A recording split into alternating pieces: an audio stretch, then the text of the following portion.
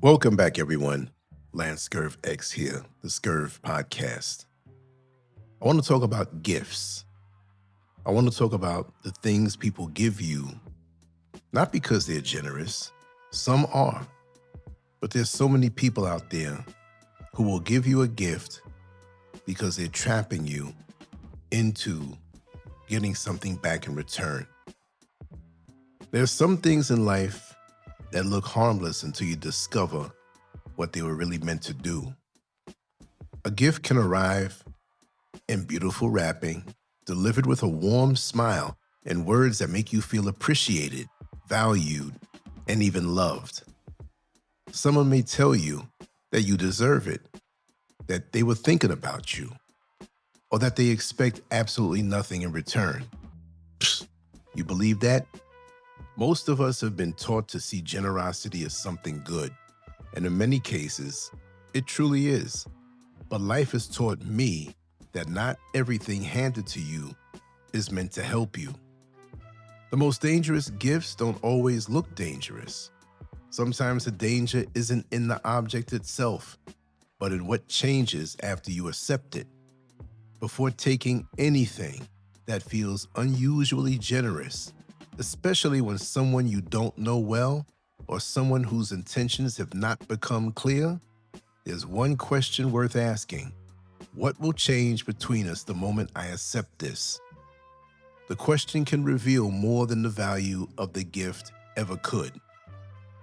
A real gift should leave you with your freedom intact. You should still be able to say no, disagree, walk away, set boundaries, and remain yourself without being punished for accepting someone's generosity.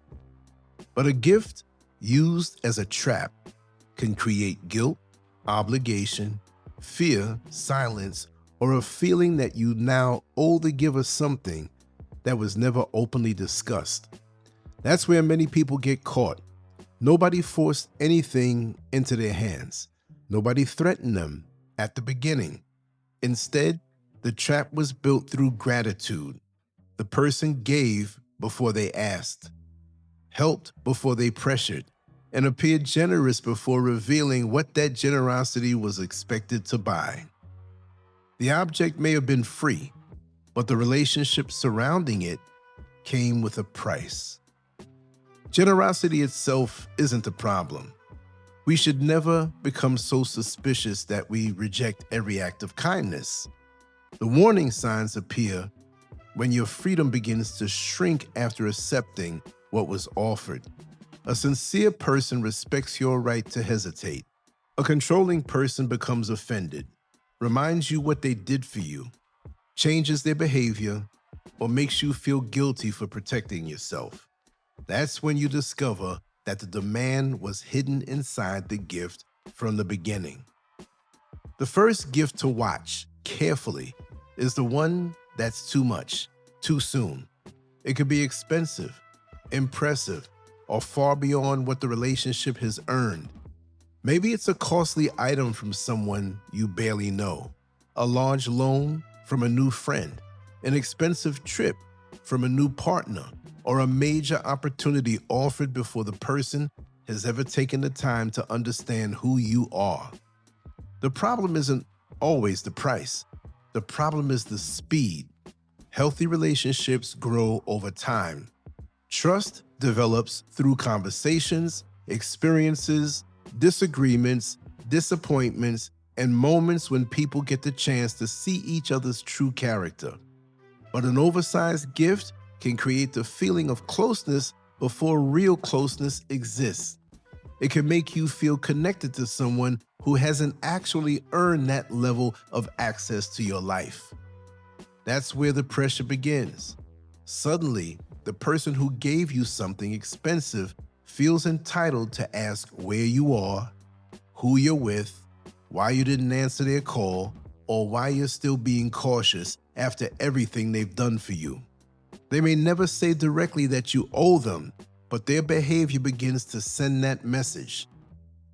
You may find yourself forgiving things you normally wouldn't tolerate because you don't want to appear ungrateful. You may share private information too soon. Introduce them to people in your life. Allow them into your personal space or let them influence decisions they haven't earned the right to influence.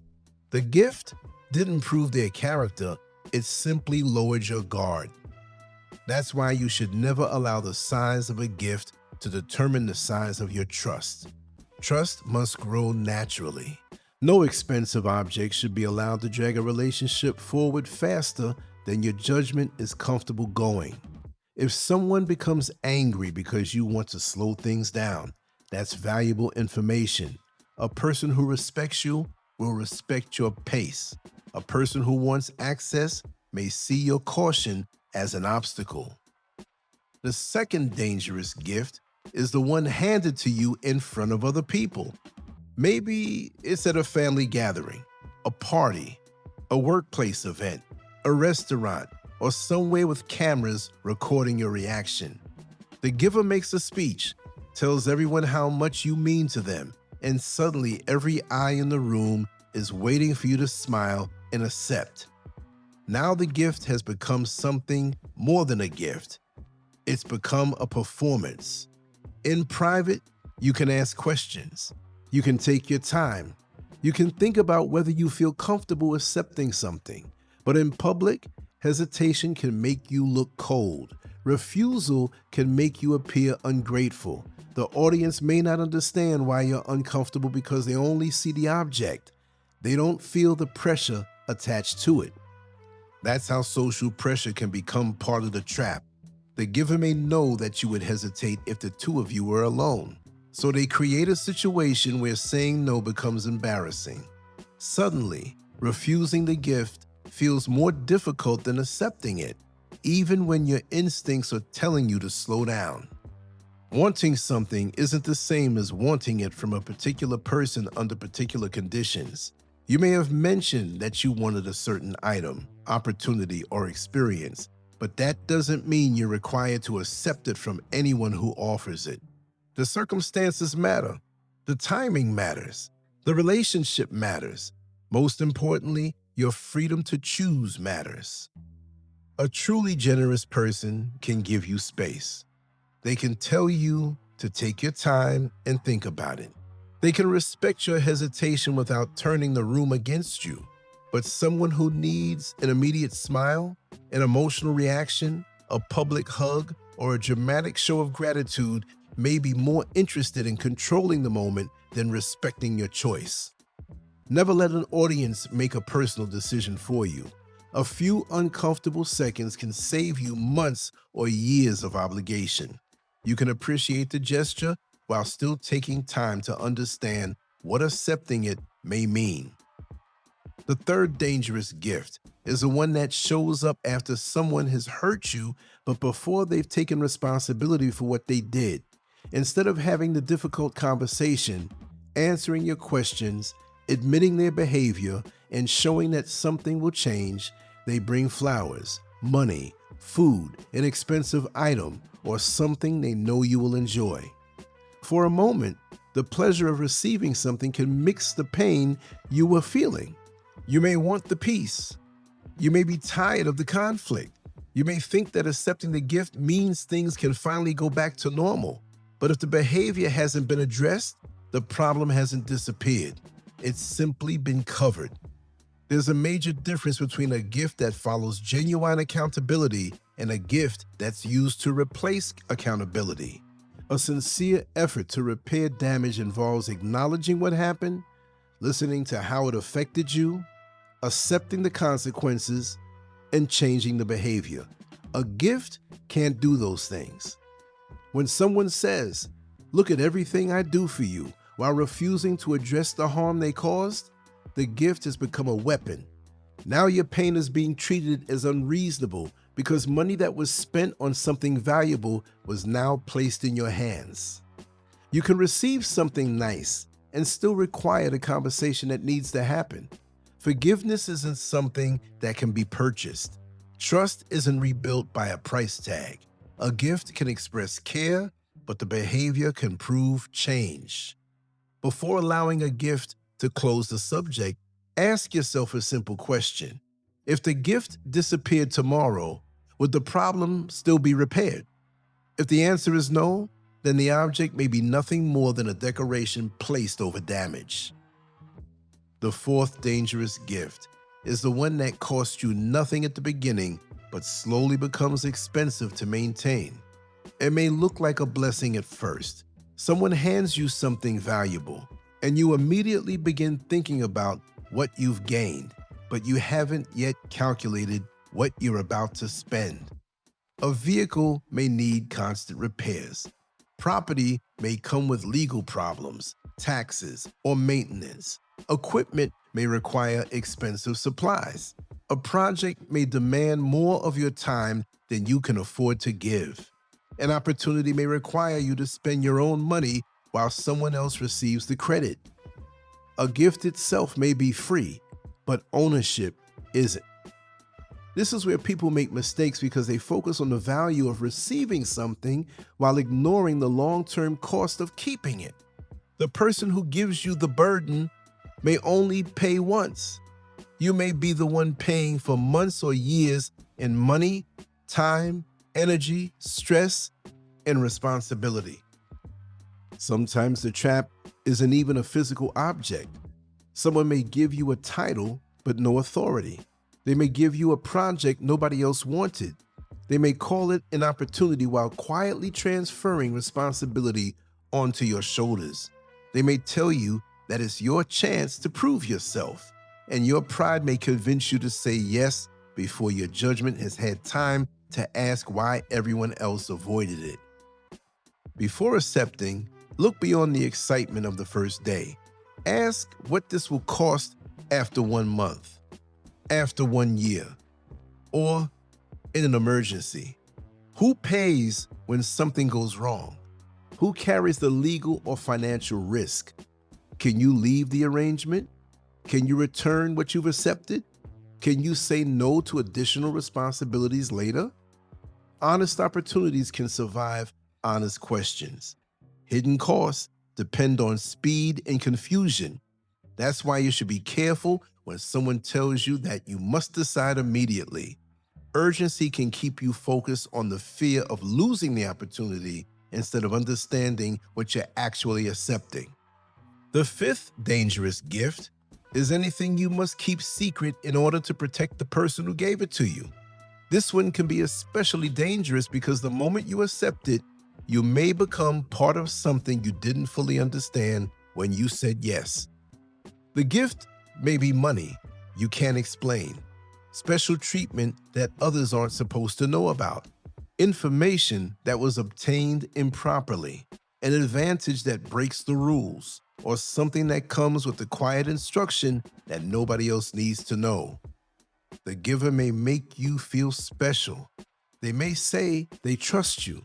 They may tell you that you're like family or that smart people know how to take advantage of opportunities, but the secret itself may be the real price. Once you accept something that must remain hidden, the relationship changes. You now share a secret, but the power may not be equal. The person who created the situation may understand far more than you do. They know where the gift came from, what could happen if it becomes public, and how the story can be told if things go wrong. That's how a small secret can become a bridge toward a much larger demand. The first exception may seem harmless. Later, the giver may remind you of what you accepted before and use that shared secret to pressure you into doing something else. Never confuse privacy with secrecy. Privacy protects something that belongs to you. Dangerous secrecy protects someone from the consequences of their own actions. If something is honest, it should be able to survive daylight. You should be able to explain it clearly. You should be able to show the agreement, the message, or the receipt without fear. If the entire value of the gift depends on nobody finding out, you may not be receiving generosity. You may be getting recruited into someone else's problem. The sixth gift may be the most dangerous of all because it doesn't always look like a trap. It may look like the greatest opportunity of your life. It may improve your income, your lifestyle, your reputation, your access. and the way people treat you. Your friends may envy you, your family may celebrate you. But sometimes the greatest gift someone gives you can slowly become the thing they use to control you. This gift may come in the form of a promotion, a title, powerful connections, public recognition, financial comfort, or access to a world you once believed was beyond your reach. The difference is that this gift doesn't simply give you something, it can give you a new identity. You begin seeing yourself through the opportunity. You become attached not only to what you have, but to who you believe you've become because of it. That's when the trap can tighten. The person who opened the door may begin asking for small compromises. At first, nothing seems serious. Maybe you're asked to stay quiet about something, overlook a lie, support a decision you don't fully agree with, or distance yourself from someone who asks uncomfortable questions. You may tell yourself that loyalty requires flexibility. You may convince yourself that one small compromise doesn't matter, but one compromise can make the next compromise easier. Eventually, you may find yourself defending things you once would have rejected because you're afraid of losing the life connected to the person who gave you the opportunity. That's when gratitude can quietly become obedience. The most dangerous part is when your self-worth becomes connected to what someone else gave you. If they gave you the title, the access, the lifestyle, or the recognition, you may begin believing that your value came from them too. Then walking away feels impossible because losing the gift feels like losing yourself. That's a dangerous place to be. You should never allow one person to become the foundation beneath your entire identity. Learn the skills behind the title. Build relationships that don't depend on one gatekeeper. Create your own stability. Keep people around you who knew your character before the opportunity arrived. Most importantly, decide what you'll never do just to keep what you've been given. Ask yourself a question that can expose the truth. Who am I without this? If the title disappears, do your abilities remain? If the opportunity ends, does your work still have value? If the relationship changes, do you still know who you are? A healthy opportunity should make you stronger, not more dependent. A true supporter should want you to become capable of standing on your own. But someone who becomes angry when you develop independence may not have wanted to help you grow. They may have wanted to own the part of your life that they helped create. That's when the crown becomes a chain. When you look at all 6 dangerous gifts, they may appear completely different. One tries to buy closeness before trust exists. Another uses an audience to make refusal uncomfortable. Another attempts to replace accountability with pleasure. One transfers a future burden into your hands. Another purchases your silence. The final one can make your identity dependent on the person who gave you the opportunity. But they all have one thing in common. They attempt to change the relationship before you fully agreed to the change. That's why the most important question isn't simply, why are they giving me this? People can always create beautiful explanations. A better question is, who will I be expected to become after I accept it? Will you be expected to become closer, quieter, more forgiving, more responsible, more secretive, or more obedient? Will you still be free to disagree next week? Can you say no without hearing the price repeated back to you? Can you return the gift without suddenly becoming the enemy? Your freedom after accepting a gift can tell you far more than the smile you received before taking it. At the same time, don't allow this understanding to turn you into someone who rejects every act of kindness. Genuine generosity does exist. There are people who give without keeping score. There are people who want to help without controlling the direction of your life. The goal isn't to become paranoid. The goal is to remain awake. A real gift respects your pace. It respects your questions. It respects your boundaries. It doesn't require you to become someone else in order to prove your gratitude. The next time something is placed in your hands, don't let excitement make the decision before your judgment has had a chance to speak. Look beyond the box, the smile, the praise, and the pleasure of receiving something you wanted. Think about what may change after the moment passes and the gift becomes part of your life. If there's a hidden cost, ask for clarity. If there's pressure, slow things down. If the situation feels rushed, give yourself time. If the gift is being used to avoid an important conversation, demand the conversation. If accepting it requires secrecy, walk away. If the opportunity makes you afraid to be yourself, then the price may already be too high. Let the room become uncomfortable if necessary. Read the details. Count the future cost. Ask questions that other people may not want to hear. Your peace is worth more than appearing grateful for something that could later control your life. A sincere gift won't collapse because you were careful. Honest generosity doesn't fear your questions. Real kindness doesn't become angry because you want time to think. If caution causes the offer to disappear, then perhaps you didn't lose a gift at all. Perhaps you escaped a deal that was never honestly presented to you. The easiest chains to place around a person are often the ones polished until they look like jewelry. That's why you must learn to see beyond appearances. Not everything beautiful is harmless, and not everything free is without cost. A real gift should leave your hands full while leaving your freedom untouched. It should never make you afraid to say no, afraid to walk away, afraid to ask questions, or afraid to remain yourself. The moment gratitude becomes a tool used to control you, the gift has stopped being a gift. Never forget that. So before you accept what's being offered, ask yourself what will change before you say yes. Ask what it will cost tomorrow, not just what it's worth today. Ask whether you can remain free, honest, independent, and whole after accepting it. And if the answer makes you uncomfortable, listen carefully. Sometimes that discomfort is your wisdom speaking before you have found the words to explain why. We all go through this, people, and generosity is not always sincere. So take your time and think. It'll save you a lot of sadness, a lot of frustration, and the obligation to the person who possibly may want to control you in the long run. Much love to you all. LanceScurv out. Always a pleasure. On to the next one. Peace.